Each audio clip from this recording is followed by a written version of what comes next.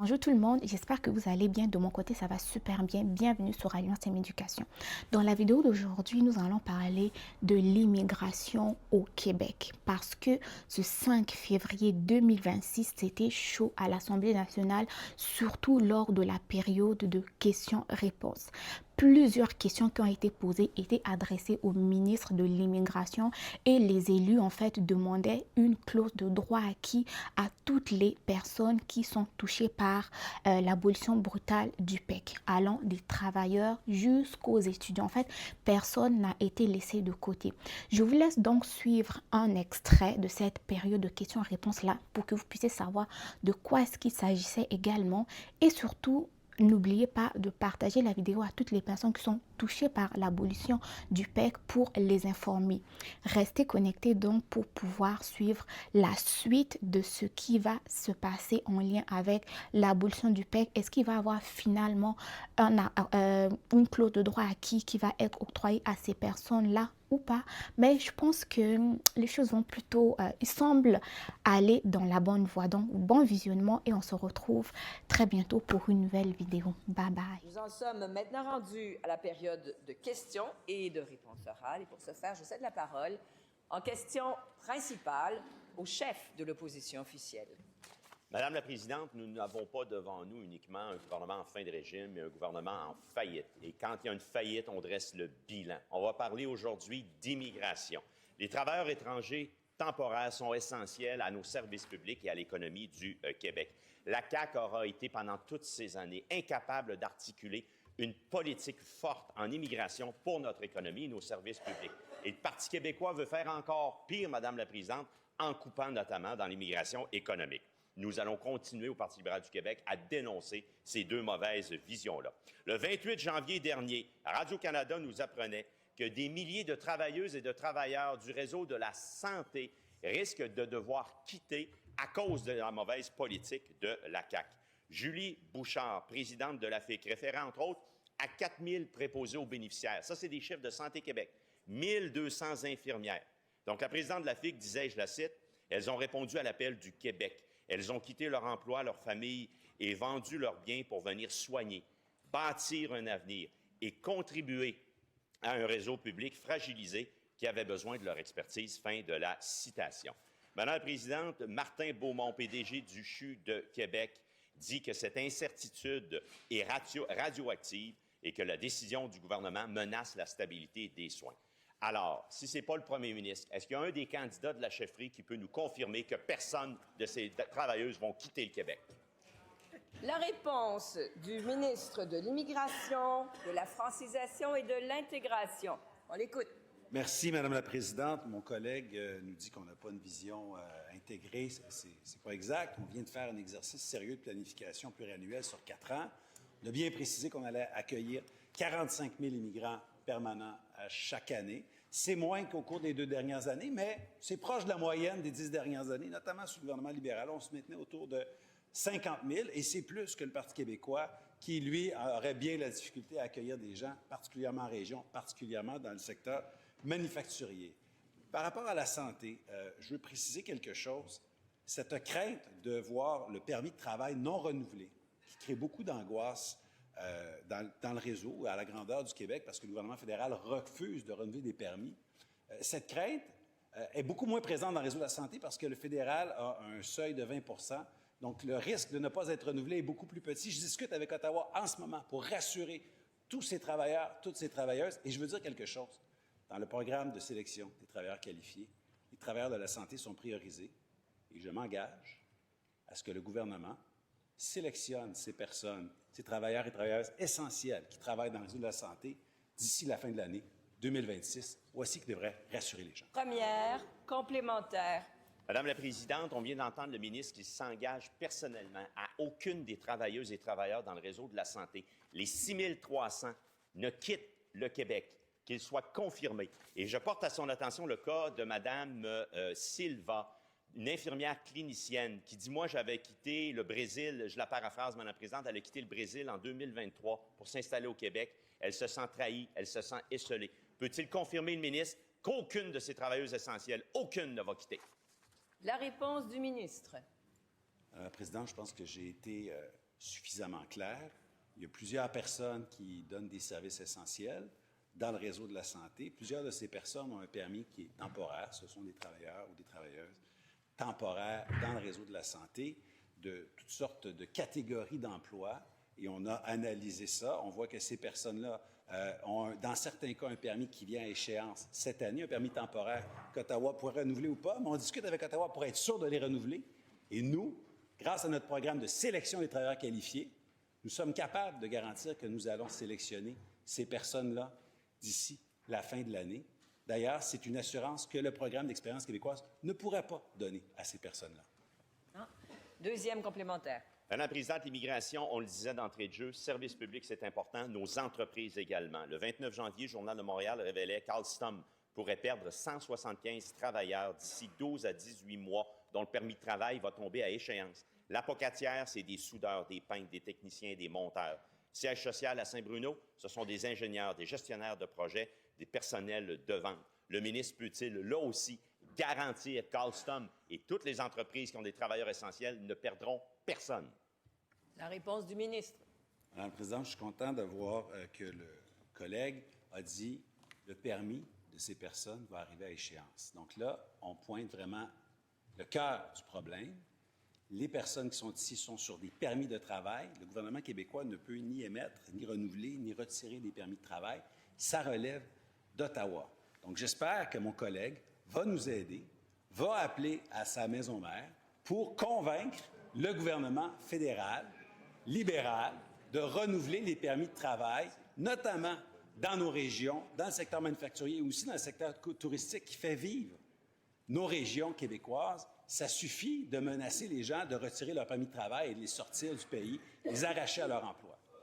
Troisième complémentaire. Cette belle lancée, Madame la présidente, va-t-il aller jusqu'au point de dire qu'il est d'accord avec son collègue de Lévis, qui lui aussi réclame une clause de droit acquis pour tous les travailleuses et travailleurs qui avaient le PEC dans leur visée, Madame la présidente.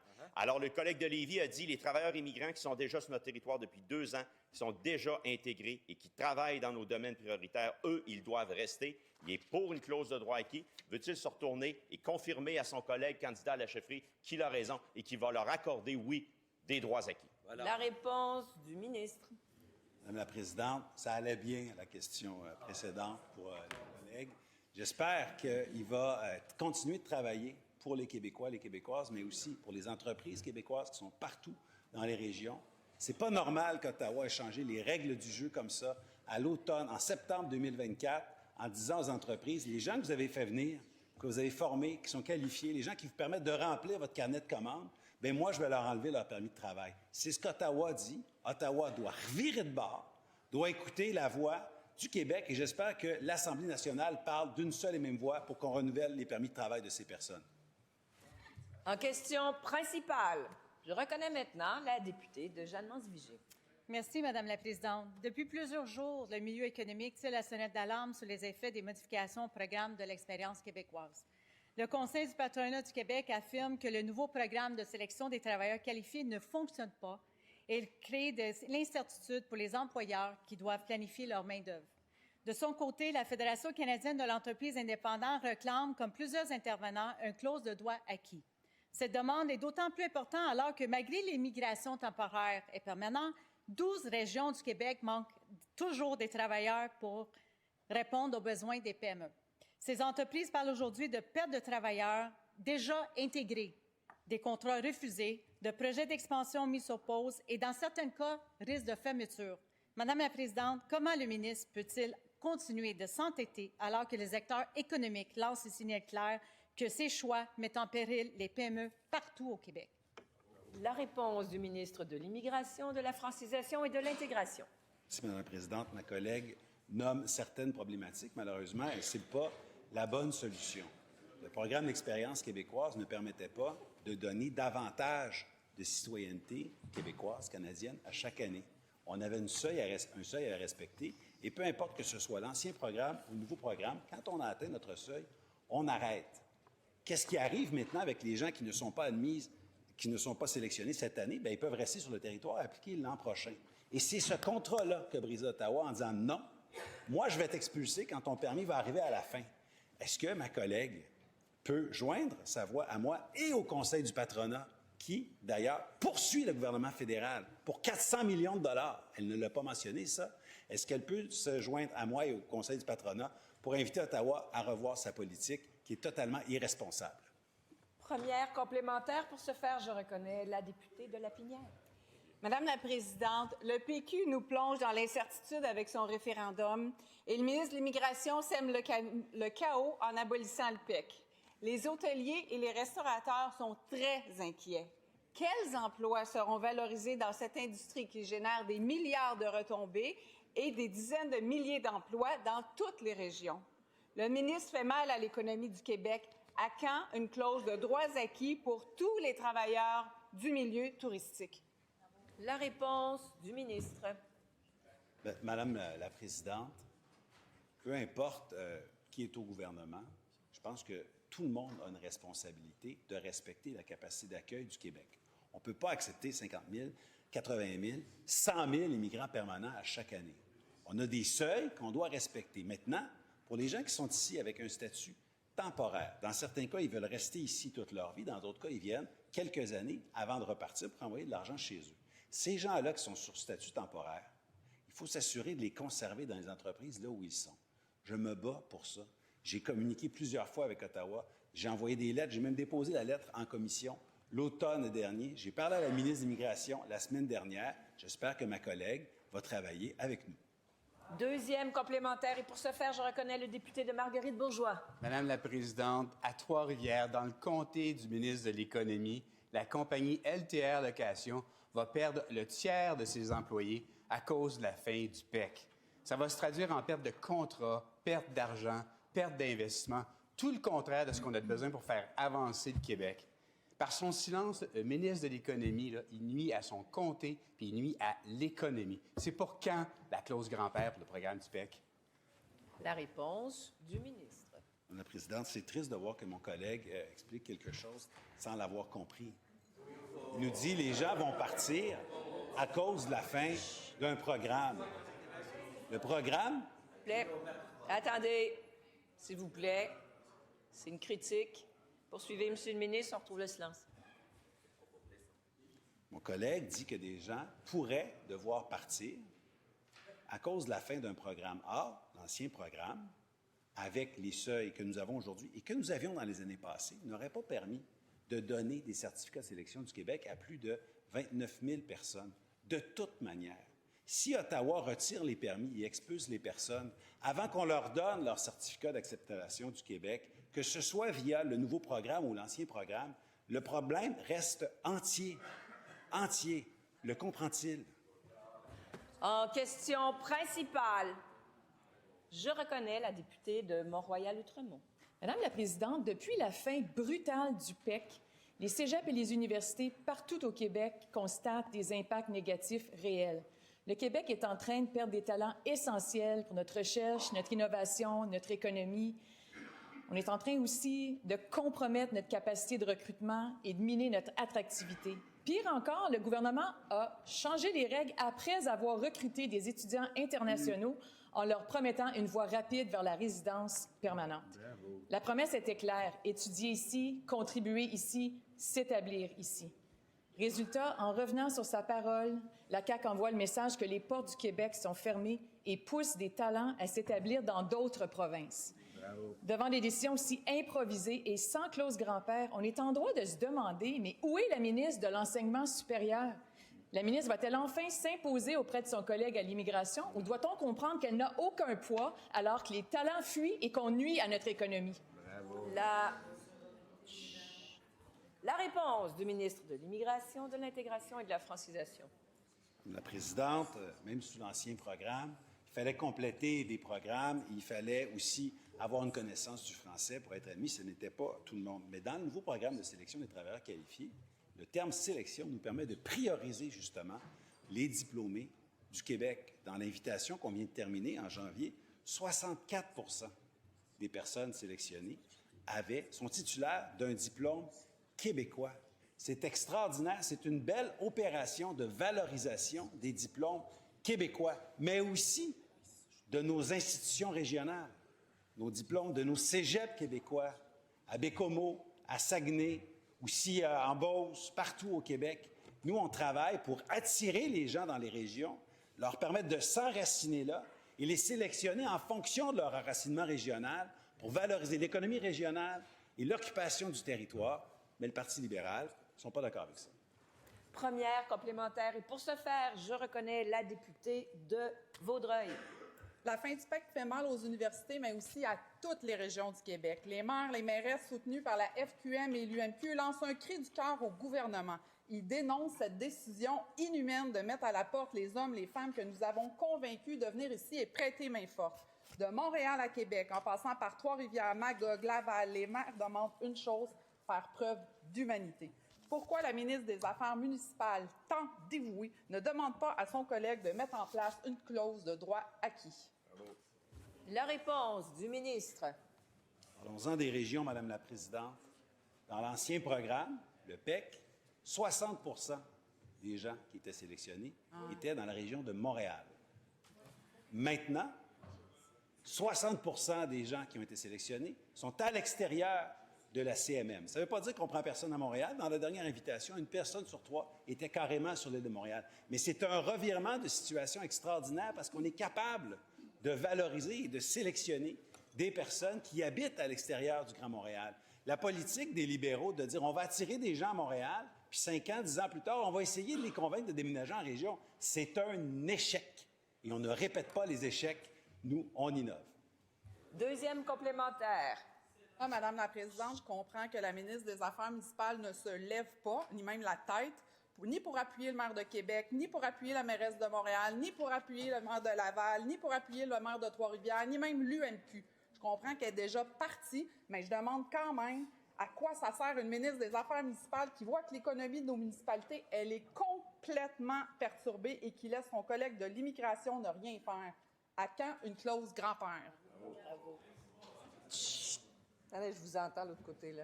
La réponse, Monsieur le leader du gouvernement, la réponse du ministre. Merci, Madame la Présidente. Alors, je pense qu'au cours des dernières réponses, on a pu expliquer réellement que le gouvernement travaille de manière très sérieuse avec une planification pluriannuelle qui donne une prévisibilité sur 4 ans, des seuils qui permettent de respecter la capacité d'accueil du Québec. Il y a un travail où, contrairement aux libéraux, on n'est pas couché devant Ottawa, mais on se tient bien debout, droit et fier, pour défendre nos régions et renouveler les permis de travail de ces personnes-là qui travaillent et qui font vivre nos régions, qui permettent au secteur manufacturier, notamment touristique aussi, de rester bien vivant, fort et fier. Et de ça, Madame la Présidente, nous ne nous excuserons pas. Nous allons continuer d'avoir une politique d'immigration qui prend soin des gens, qui valorise le français, qui prend soin des régions. En question principale, je reconnais maintenant le député de l'Acadie. Madame la Présidente, vous venez de l'entendre, ce sont plusieurs secteurs qui sont touchés au Québec avec l'abolition du PEC. Le changement des règles en plein match a un impact sur notre économie, sur les régions, sur les communautés locales. L'abolition du PEC, c'est un impact majeur sur nos universités, des gens qui sont venus au Québec à l'invitation du Québec avec des règles claires et qui voulaient contribuer à notre économie. C'est le cas, entre autres, de Jeanne de Rouvert, une étudiante belge qui étudie à la maîtrise en éducation, qui veut rester au Québec et qui voulait utiliser le PEC. Ça n'existe plus. Croyez-moi, madame, elle voudrait utiliser le PSTQ, mais elle n'a pas assez de points. Elle va faire quoi? L'impact, c'est dans les services publics, c'est dans l'éducation. L'abolition du PEC plonge les gens dans l'incertitude et le ministre fait mal à notre économie. À quand une clause de droit acquis? La réponse du ministre de l'Immigration, de l'Intégration et de la Francisation. Madame la Présidente, les gens du Parti libéral, de l'opposition officielle, n'ont aucune leçon à donner au gouvernement en matière de gestion de l'immigration. C'était le chaos quand nous sommes arrivés. Il fallait attendre des années avant d'avoir la résidence permanente. Ils étaient incapables de franciser les gens qui les accueillaient sur le territoire québécois, à tel point que le vérificateur général avait qualifié de chaos leur gestion. Depuis ce temps-là, eux francisaient 25 000 personnes par année. L'an passé, ils avons francisé 90 000 personnes sur le territoire québécois. Nous sommes donc capables d'accueillir des résidents permanents qui respectent la capacité d'accueil, capacité de loger, capacité de scolariser, capacité de soigner. On est capable d'avoir une politique avec des travailleurs étrangers temporaires qui répondent à des besoins ponctuels, après analyse d'impact sur le marché du travail. Puis on est capable de franciser les gens qu'on accueille sur le territoire québécois, ce qu'eux n'ont jamais fait. Si j'étais eux, je resterais assis, Madame la Présidente. C'est gênant ce qu'ils ont fait.